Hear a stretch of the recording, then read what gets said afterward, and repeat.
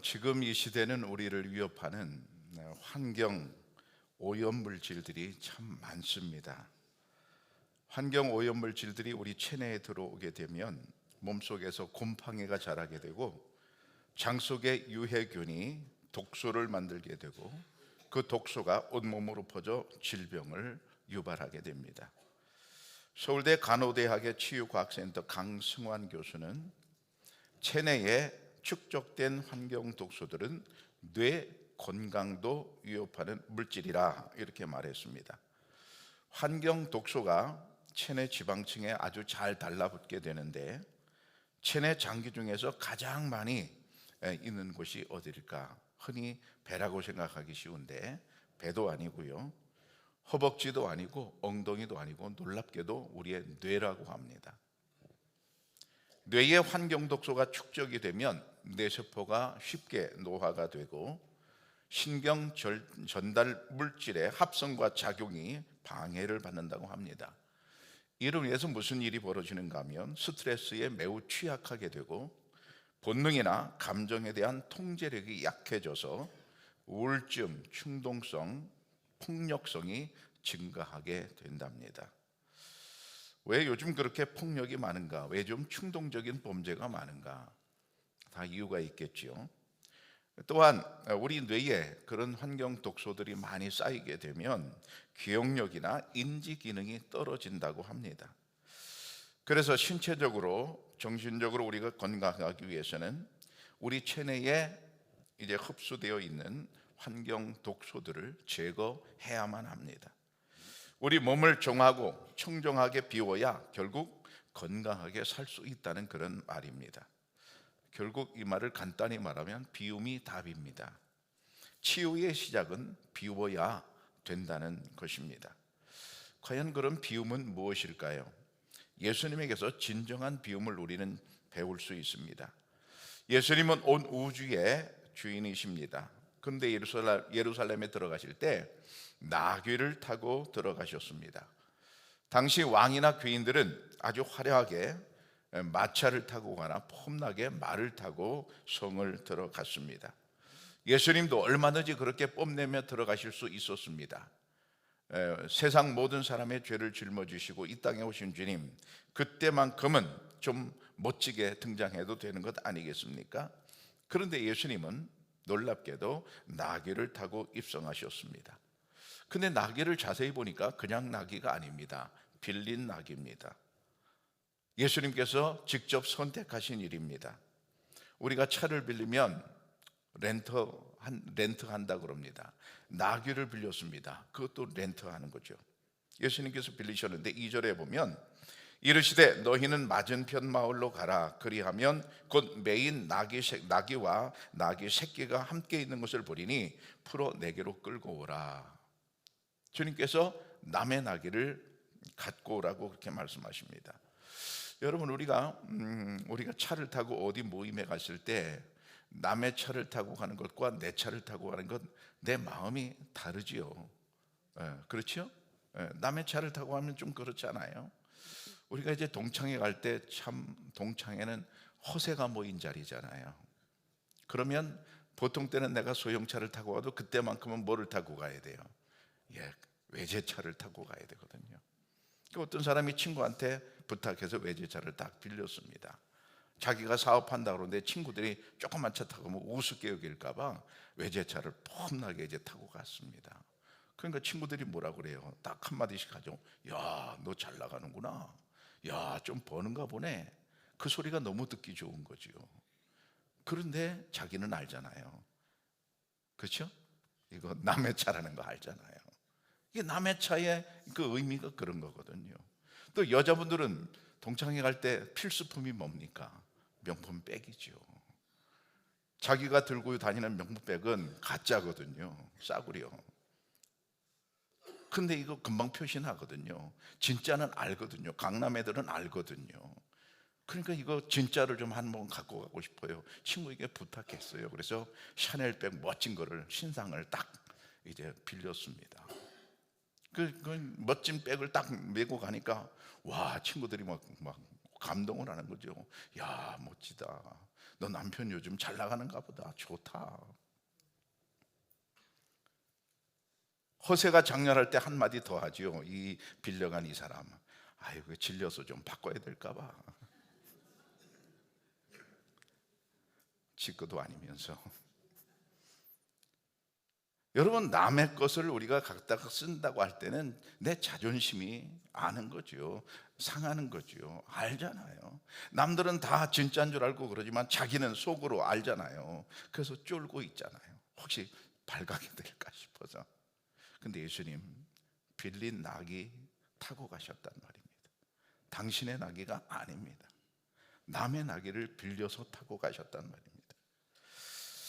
예수님께서는 공개적으로 제자들에게 빌려오라고 하셨습니다. 몰래 빌린 게 아닙니다.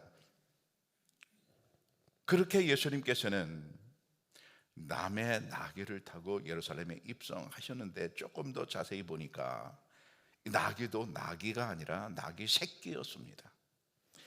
요한복음 12장에 보면 예수는 한 어린 나귀를 보고 타시니, 한 어린 나귀인데 나귀 새끼를 의미합니다. 나귀 새끼를 타셨단 말이에요. 여러분, 나귀를 탈 때, 새끼 나귀를 타면 얼마나 불편하겠어요. 사람을 자주 태우는 그런 나귀라면 길이 들어서 아주 편안하게 나귀를 타고 예루살렘 성을 들어갈 수 있겠습니다. 근데 새끼 나귀예요. 여러분, 얼마나 불편하겠어요. 여러분, 소도 그렇습니다. 우리가 농사 지을 때 소도, 우리 집에서 10년 동안 길러서 농사를 같이 하던 소 같으면 아침에 이제 밥 먹고 소를 끌러가지고 문을 딱 나서면서 대문을 나서면 어여 그러고 한 대 톡 치면 이 소는 어디로 갈 줄 알아요. 산 밑에 우리 밭으로 가는구나. 지가 알아서 잘 갑니다. 그리고 가서 어떻게 하는지 밭 가는 걸 지가 알아서 다 말을 잘 알아듣습니다. 근데 송아지는 어떻습니까? 말을 전혀 못 알아들어요. 펄쩍펄쩍 뛰고요, 남의 밭 고추밭도 막 틀어놓고요. 송아지는 그런 거거든요. 근데 예수님께서 나귀 새끼를 타고 예루살렘 성에 들어가셨단 말입니다. 예수님은 불편을 감수하셨습니다. 여러분, 왜 예수님은 그렇게 일부러 불편을 감수하셨습니까? 우리의 죄악을 담당하시려고 예수님은 지금 십자가의 길을 가고 있는 중입니다. 예수님의 십자가 사랑은 십자가 희생만 있던 게 아니었습니다. 그 이전에 이미 불편함이 있으셨습니다. 진정한 사랑은 불편을 감수하는 것입니다. 부부간에도 그렇지요. 우리가 자녀를 기를 때도 그렇지요. 진정한 사랑은 불편을 감수하는 겁니다. 더군다나 아직 아무도 태워보지 못한 나귀 새끼입니다. 이 나귀 새끼는 전혀 사람을 태워본 경험이 없어요. 마가복음 11장에 보면 이르시되 너희는 맞은편 마을로 가라. 그리로 들어가면 곧 아직 아무도 타보지 않은 나귀 새끼가 매어 있는 것을 보리니 풀어 끌고 오라. 성경은 강조하고 있어요. 이 나귀 새끼는 아직 한 번도 아무도 태워보지 못한 그런 나귀입니다. 그런 나귀 새끼를 타는 것은 위험할 수 있습니다. 지금까지 자기 혼자 편하게 이리 뛰고 저리 뛰고 살았는데 갑자기 무거운 사람이 올라타면 얼마나 이 나귀 새끼가 볼 때 당황스럽고 무거울까요? 그러니까 가만두지 않습니까? 가만두지 않습니다. 펄쩍펄쩍 뛰면서 등 뒤에 있는 물건을 떨어뜨리려고 애를 쓴단 말이죠. 예수님은 위험도 감수하셨습니다. 예수님은 왜 위험을 감수하셨을까요? 우리의 죄를 짊어지시는 십자가의 길을 그렇게 시작하셨습니다. 진정한 사랑은 또 위험도 감수하는 것입니다. 여러분, 우리가 함께 신의 악단 영화를 봤습니다. 저도 영화를 보면서 여러 번 눈물이 줄줄 흐르더라고요. 참 감동적입니다. 특히 마지막 장면이 참 감동적인데, 소자인 이 사람이 처음에는 그러지 않았는데 점점 마음이 바뀌더니 나중에 완전히 마음이 바뀌어서 악단 사람들은 살리고 자기는 죽음의 길로 들어가요. 그들은 도망가게 두고 자기는 죽음의 길로 들어가요. 참 위험을 감수하는 거죠. 그때 얼마나 고민됐을까요? 내가 죽어야 되나? 저 사람들이 죽어야 되나? 둘 중에 한쪽은 죽어야 되는데 어떻게 해야 될까? 참 고민이 많았겠죠. 거기서 우리가 배우는 겁니다. 진정한 사랑은 위험을 감수하는 것입니다. 평화의 왕으로 오신 예수님, 위험을 감수하셨습니다. 그리고 낮아질 대로 낮아지셨습니다. 그리고 나중에 보니까 십자가까지 지시지 않습니까? 당신은 총독 빌라도가 예루살렘 성에 들어올 때 어떤 모습으로 들어왔겠어요? 왕이거든요. 그러면 아주 막 화려한 마차에 화려한 말에 아주 웅장한 그런 모습으로 등장을 할 것입니다. 막강한 군대가 뒤를 따르고 있을 것이고, 이 빌라도 주변에는 특수부대 군사들이 호위를 하면서 아주 위풍당당하게 그렇게 성을 들어갈 것입니다. 이에 비한다면 예수님의 예루살렘 입성은 너무나 초라한 것입니다. 그런데 예수님께서 나귀를 타고 그렇게 들어가시려고 결정한 시점은 그날이 아니었습니다. 벌써 옛날에 정해져 있었습니다. 스가랴 9장 9절에 보면, 보라, 내 왕이 내게 임하시나니 그는 공의로우시며 구원을 베푸시며 겸손하여서 나귀를 타시나니. 나귀의 작은 것 곧 나귀 새끼니라. 예수님께서는 나귀 새끼, 메시아는 나귀 새끼를 타고 예루살렘에 입성할 것이다, 이미 구약 성경에 예언되어 있는 겁니다. 그러니까 이 말은 결국 예수님은 낮아지심으로, 겸손함으로 구원의 일을 하려고 오신, 이 땅에 오신 분이라는 사실입니다. 예수님은 능력이 없어서 비굴해진 게 아닙니다. 모든 권능을 가졌음에도 불구하고 우리를 구원하기 위해서 십자가에 또 이제 어린 나귀 새끼에 낮아지셨습니다.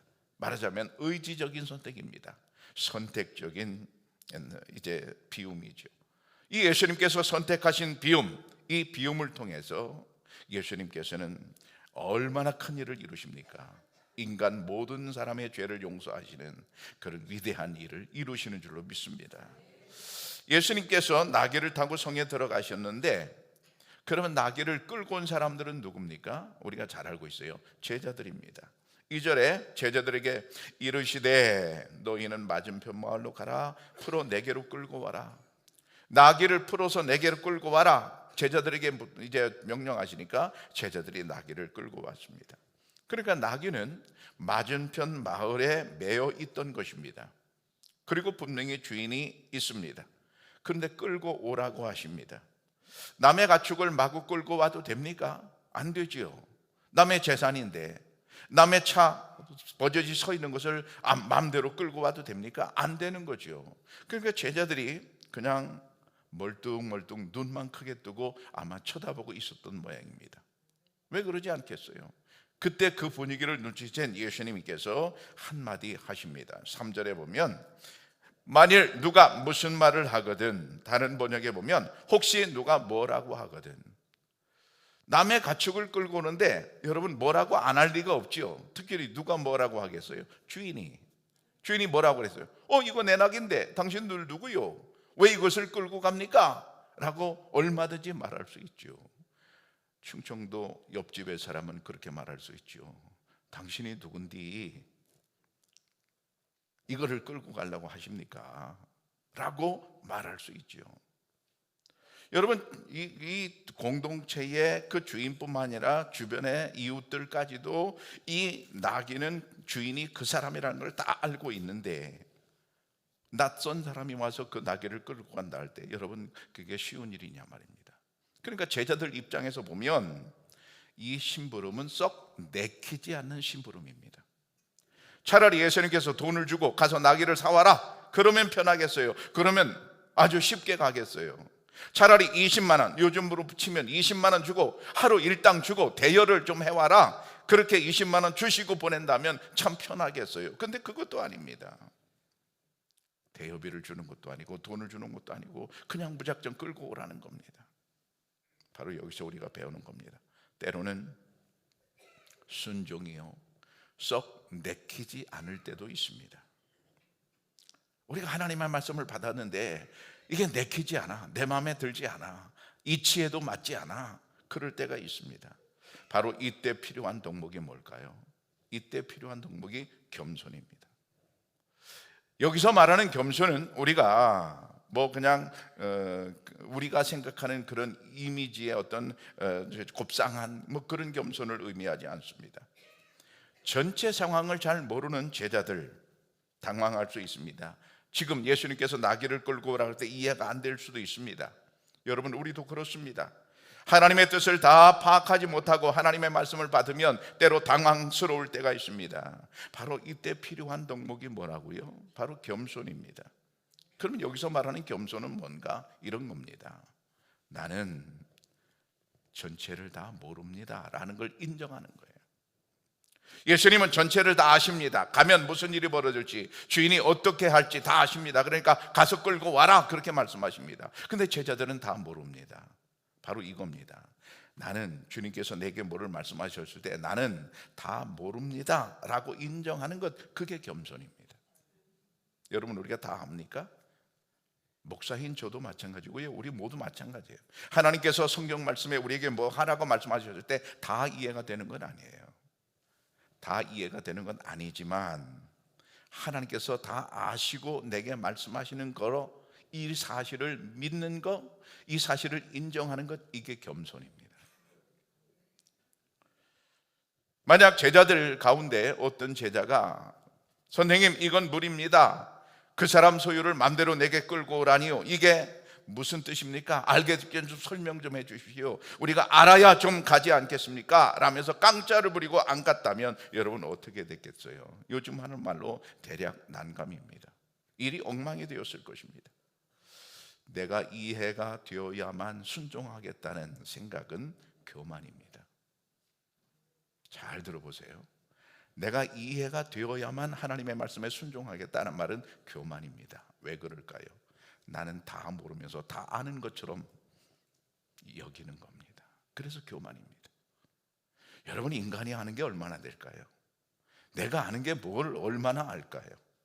우주 만물을 참 창조하신 하나님의 섭리를 바랄 때 얼마나 크고 놀라운지 인간의 지금의 과학으로도 다 파악을 할 수가 없습니다. 그 속에 작은 점 하나, 지구에 살고 있는 우리가 알면 얼마나 알까요? 천지를 창조하신 하나님께서 뭔가 우리에게 제시하셨을 때 내가 이해가 돼야만 따라하겠습니다, 이해가 돼야만 순종하겠습니다 라고 말한다면 그것은 하나님을 인정하지 않는 겁니다. 그래서 교만이라는 겁니다. 나만 인정하는 거죠. 하나님을 인정하지 않는 거죠. 제자들은 예수님께서 가서 끌고 와라 이렇게 말씀하셨을 때 언뜻 이해가 되지 않았지만 그 명령에 순종합니다. 이런 겸손한 순종이 구원의 큰 역사를 이루고 있습니다. 여러분, 나귀 주인을 한번 보십시다. 나귀 주인, 주가 쓰시겠다 하고 제자들이 그 나귀를 끌고 갈 때 고민하지도 않고 그 나귀를 내주거든요. 마가복음 11장에 보면 거기 서 있는 사람 중 어떤 이들이 이르되 나귀 새끼를 풀어 무엇 하려느냐 하매 제자들이 예수께서 이르신 대로 말한데 이에 허락하는지라. 아주 쉬워요. 만약 주인이 왜 가져가시오 그렇게 말하면 예수님께서 답을 주셨습니다. 주가 쓰시겠다. 그래서 그 말을 그대로 했습니다. 제자들이 주인이 왜 가져가시오 그러니까 주가 쓰시겠답니다. 그랬더니 두 말도 않고 그냥 내줬단 말이에요. 여기서 우리가 좀 이상하잖아요. 돈을 받은 것도 아니고 조건을 받은 것도 아닌데 어떻게 그냥 내주냐 말이에요. 결국 이것은 이런 말입니다. 이 나귀 주인은 복음을 들어서 믿음을 갖고 있던 그리스도인이었습니다. 그러니까 복음을 들었으니까 자기 속에 진리가 들어있는 겁니다. 진리를 아는 겁니다. 그 아는 진리가 뭐라는 말입니까? 이 세상의 모든 것의 주인은 하나님이라는 것입니다. 나귀도 하나님의 것이죠. 내가 관리는 하지만 내 게 아니죠. 여러분, 알고 보면 내 생명도 내 것이 아니죠. 우리가 가진 소유도 알고 보면 근본적인 주인은 누굽니까? 내가 아니죠. 나는 빌렸을 뿐이죠. 바로 이런 비밀, 이런 진리를 알고 있던 이 나귀 주인은 주가 쓰시겠다는 말에 그냥 내줍니다. 자기 주장을 하지 않습니다. 예수님의 주장에 그냥 따릅니다. 이게 바로 믿음입니다. 믿음이란 내 주장을 내세우는 게 아닙니다. 주님의 말에 따르는 것입니다. 여기서 우리가 너무 좋은 것을 배웁니다. 믿음이 겸손이 된다는 거예요. 한번 따라 하실까요? 믿음이 겸손이 된다. 다시 한번요. 믿음이 겸손이 되더라. 여기서 우리가 보는 겁니다. 믿음이 겸손으로 가요. 이 사람이 만약 믿음이 없었다면 여러분 어떻게 말했을까요? 주 그게 누군데? 이건 내 건데, 나귀는 내 건데, 나 주 몰라, 나 하나님 몰라, 내가 가진 생명, 내가 가진 나귀, 내가 가진 통장 다 내 거야, 나 그런 거 몰라. 여러분, 이 주인을 얼마든지 그렇게 주장할 수 있었어요. 왜? 믿음이 없기 때문이죠. 근데 이 사람 믿음이 있었어요. 믿음이 있으니까 뭐래요? 주님께서 하지 않은 대로 그냥 합니다. 여러분, 내가 이 세상에 존재하는 것 자체가 다 하나님의 뜻이요 섭리인데, 내가 내 생명의 주인 될 수 없는 것은, 여러분, 내 생명을 내가 만든 일이 없잖아요. 여러분 생명을 여러분들이 만들었습니까? 아니잖아요. 하나님께서 내 생명 만들어 주셔서 내가 존재하잖아요. 생명뿐 아니라 내가 가지고 있는 재능이나 내가 가지고 있는 소유나 모든 것이 여러분 근본적으로 내 것이 아니잖아요. 바로 이런 믿음을 가진 이 사람, 믿음을 가졌으니까 겸손하게 그 나귀를 내줍니다. 이들의 겸손과 순종으로 말미암아 결국 인류 구원의 거대한 역사가 이루어져 가고 있습니다. 겸손한 사람은 자기 생각보다 주님의 말씀을 앞세우는 사람입니다. 자, 예수님을 태운 나귀 새끼도 한번 보십시다. 예수님을 태운 나귀 새끼, 삐뚤 갔는지 어떻게 갔는지 모르지만 어쨌든 묵묵히 예루살렘 성에 들어갔습니다. 그럼 나귀 새끼가 볼 때 여러분 덩어리가 얼마나 불편했을까요? 꽤 무거운 부담입니다. 예수님 33살입니다. 남자입니다. 성인입니다. 못돼도 70kg, 80kg는 됐겠지요. 그 무거운 사람을 등에 지었으니 이 나귀 새끼는 얼마나 불편했을까요? 전에 그런 경험이 없습니다. 한 번도 사람을 태워본 적이 없는 나귀 새끼입니다. 그런데 묵묵히 주님을 태우고 예루살렘 성에 들어갑니다. 우리는 여기서 생각해 봐야 돼요. 나는 주님을 태우기에 편안한 존재인가? 주님께서 내 등에 타기에 편안한 그런 존재인가? 나의 소유 위에 주님을 나는 태우고 사는가? 나의 재능 위에 나는 주님을 태우고 사는가? 나의 생명 위에 나는 주님을 태우고 사는가? 때로 주님을 태우고 가면서 너무 무겁다고 불평하지는 않았나? 때로 너무 힘들다고 그만둔다고 그렇게 생각하지는 않았나? 때로 주님을 태우고 가면서 너무 아깝다고 좀 깎아달라고 하지는 않았나? 혹은 주님을 태우고 가면서 흥정하면서 신앙생활 하지 않았나? 예수님은 이 땅에 섬기러 오셨다고 말씀하십니다. 마가복음 10장에 보면 인자가 온 것은 섬김을 받으려 함이 아니라 도리어 섬기려 하고 자기 목숨을 많은 사람의 대속물로 주리려 함이니라. 예수님께서 이 땅에 오신 목적 자체가 섬기려고 왔다 그랬어요. 대접을 받으려고 온 게 아니라 섬기려고 왔다. 다시 말하면 예수님은 섬김, 겸손의 모습으로 이 땅에 오셨다는 말입니다. 그 섬김, 그 겸손이 우리를 죄에서 구원하는 위대한 일을 이루어 주셨습니다. 겸손과 평화의 상징인 작은 나귀 새끼가 주님을 통해 태우고 가듯이 속죄의 양 되신 예수님은 우리의 무거운 죄를 다 짊어지시고 예루살렘 성을 들어가시고 또 나중에 골고다 언덕의 죽음의 길을 걸어가셨습니다. 그 결과가 어떻게 됐습니까? 예수님께는 엄청난 영광이 이루어졌습니다. 우선 첫 번째 영광은 호산나입니다. 오늘 찬양 때도 그렇게 찬양했지만 예루살렘 성에 예수님 들어가실 때 수많은 사람들이 종려나무 가지를 흔들면서 호산나 찬양을 했다 그랬습니다. 예수님께서 그렇게 찬양 받으시고 영광을 얻으신 것은 겸손하게 예수님께서 사람을 섬기는 그런 모습 때문에 그렇습니다. 예수님은 또 겸손하게 나귀를 타셨고 인간의 가장 깊은 문제인 죄와 사망의 문제를 해결하신 영원한 왕이 되셨습니다. 그래서 예수님은 메시아의 영광을 갖고 계십니다. 5절에 보면 시온 딸에게 이르기를 내 왕이 내게 임하나니 그는 겸손하여 나귀 곧 멍에 매는 짐승의 새끼를 탔도다 하라 하였느니라. 자, 이 5절의 말씀은 스가랴 9장 9절의 말씀을 인용한 말씀인데요. 구약에 있는 스가랴 9장 9절의 말씀에 이미 나귀 새끼를 탄 분이 메시아라고 그랬습니다. 그랬으니까 결국 이스라엘 사람들은 알고 있는 겁니다. 나중에 메시아가 올 것인데 그 메시아는 나귀 새끼를 타고 올 것이다. 이것을 예수님의 입으로 말씀하시는 것은 무슨 뜻입니까? 너희들이 알고 있잖아. 메시아가 나귀 새끼를 타고 온다는 거 성경에 예언된 거 알고 있잖아. 봐, 내가 나귀 새끼를 타고 들어간다. 무슨 얘기예요? 내가 메시아다 하는 거예요. 내가 메시아라는 것을 스스로 증명하시는 겁니다. 그러니까 예수님은 메시아로서 이제 영광을 거두시고 진정한 왕이 되시는데, 세상의 왕은 힘과 권력을 가지고 세상을 잡습니다. 그런데 예수님은 그렇지 않았습니다. 겸손, 사랑, 희생으로 세상을 잡아요.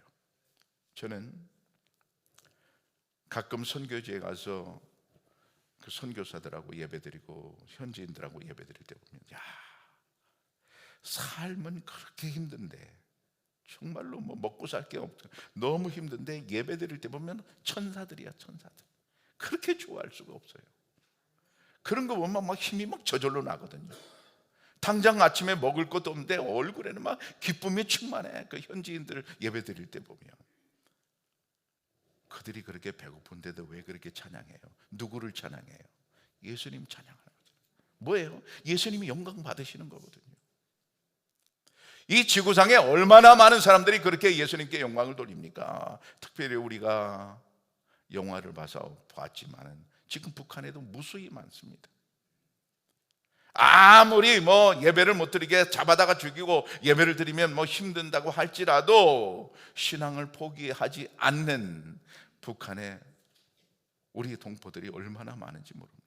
영화에서 그대로는, 저는 잘 몰랐는데 알고 보니까 그 영화에서 그 생존자 한 사람이 등장했다면서요. 이만갑에 나왔었다면서요. 그리고 영화에도 나왔었다면서요. 내가 거기서 살아난 사람이라고. 딱 한 사람 살아났대요. 다 죽고 다 공개 처형당했대요. 북한에요, 목숨 걸고 하나님께 예배하는 사람들이 수없이 많거든요. 북한뿐만 아니라 공산국가에 다 그렇지요. 그분은 왜 목숨 걸고 주님께 찬양을 합니까? 그럼 누구를 찬양하는 겁니까? 예수님 찬양하는 거예요. 예수님은 그렇게 영광을 받으시는 거예요.